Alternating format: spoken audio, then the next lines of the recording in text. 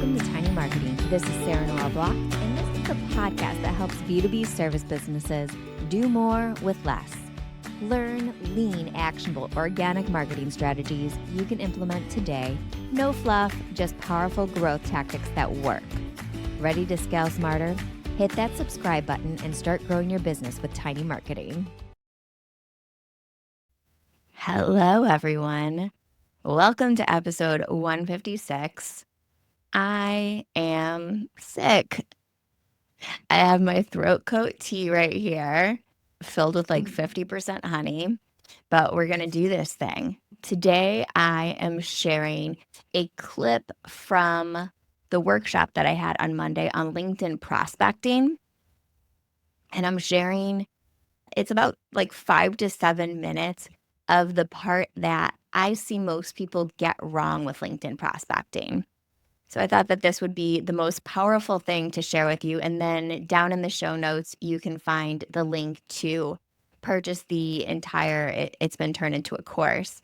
So the entire course on LinkedIn prospecting. So let's talk a little bit about it.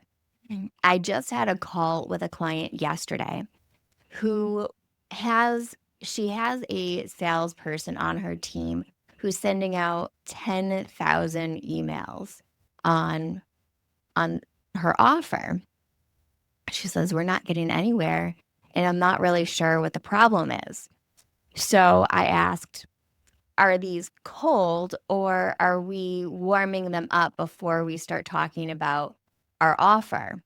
She's like, yeah, they're cold. We're finding them on like Zoom info, or we're finding them on LinkedIn Navigator, and then we're reaching out to them.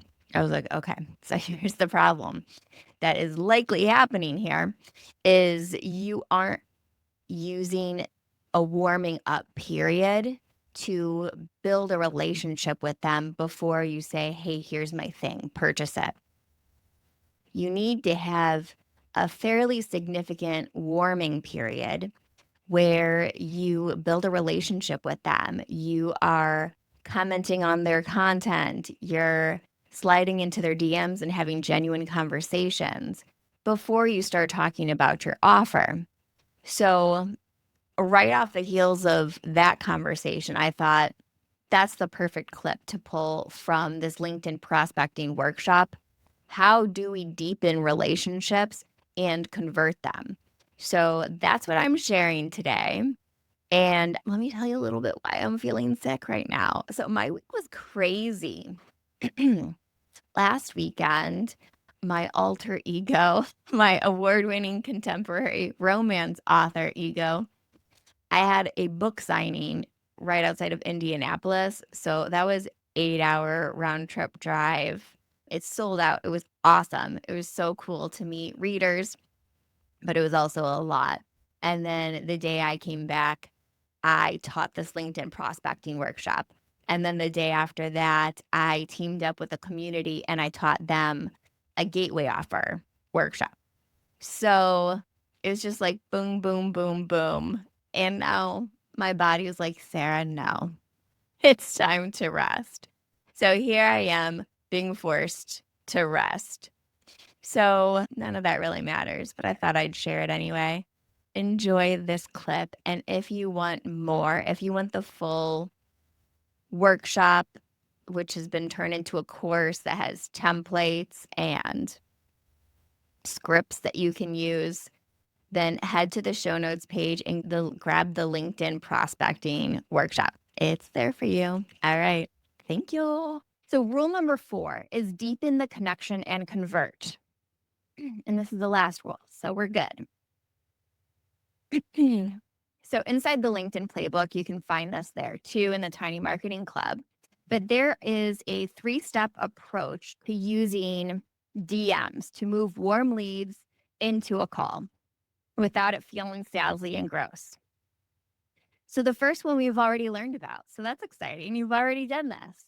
It's the connection DM, the magic DM. It tells them exactly what you do and who you do it for. Now, the second one is a problem exploration one. So you want to ask about their specific challenges and goals. An easy way to do this would be, Like, what projects are you working on right now?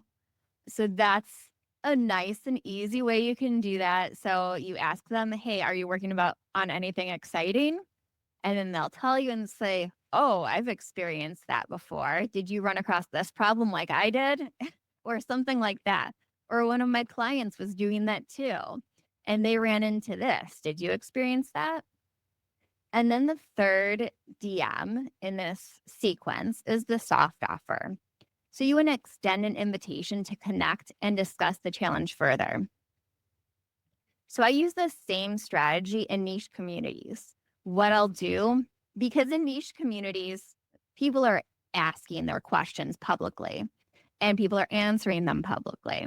So I'll usually answer them publicly and then I'll DM them and ask if they want to connect on a call real quick so we can brainstorm on how to solve that problem. Or we can talk through my explanation a little bit deeper.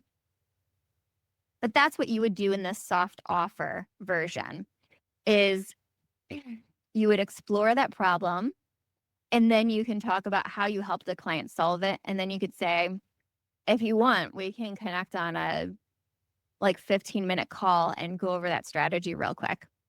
And that is an easy way to move into a connection call that usually converts into a sales call because you started it in this value point of view. I see the questions rolling in. I will get to them. Now. I'll get to them now. Okay, after a connection call, I find that I don't always have a reason to follow up. Any tips? Okay. So, Annette, for you, you could go into just ping me and I will add you to the lead waterfall because that is another easy way to do it. If you are hosting a workshop or a training, that's an easy way you can follow up. I'm doing this on this date. If you want to attend, here you go. But my go-to on those connection calls, like reasons to follow up, is to have my ask and my give already available and in my head. So whenever you're doing a connection call, usually someone is going to be like, how can I help you? What are you trying to look for any specific resources, et cetera, et cetera. So I go into that conversation already having a give available and an ask available. So that will usually lead to a follow-up conversation based on what that was. So it might be, I know about a really great niche community that you'd be part of. It's invitation only. Let me connect with them and then I'll reconnect with you. So that's another easy way that you can have a reason to follow up is you're helping them with something. And that's my favorite way to do it is doing it by serving. And if you have a podcast or you have a partner style workshop where it's two people that are training, you usually have a guest. That's another great way you can follow up because you can invite them into your spotlight and you can have them as a guest on your podcast or in your training. So those are a couple ways you can do it. Okay, Amy, if it's a cold LinkedIn connection, how soon after connecting can you ask the problem exploration? A worry that I would still feel too cold for them to respond. I agree with you, Amy. What I would do is I would do the connection request first, and then I would do those warming up tactics that I talked about first. And then once you've had a genuine interaction with them publicly, that's when I would move into that DM conversation once you've been warmed. So connection request first with that magic DM, then go into the warming techniques that I taught, and then go into that problem exploration. But it usually can happen really fast within a couple days. Okay.